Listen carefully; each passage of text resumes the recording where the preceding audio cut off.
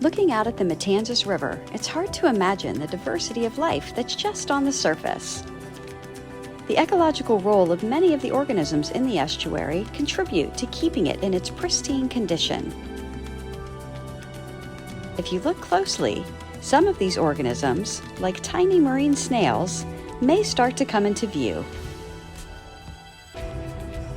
Periwinkle snails can be observed climbing up the stalks of Spartina, or smooth cordgrass, at high tide and back down at low tide.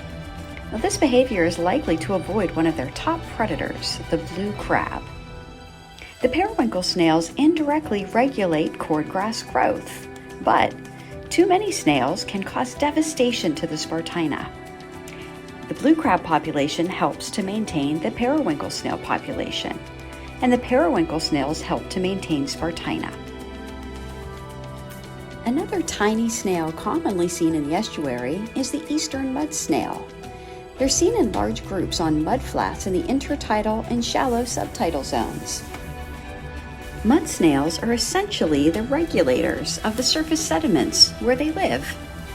They can mechanically process the sediments and are responsible for breaking down dead or decaying organisms, making them part of the decomposer community, a key component to overall estuary health.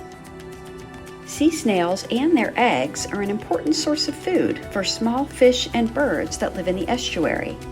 And once a snail dies, other organisms may take up shelter in their discarded shell, like this tiny hermit crab.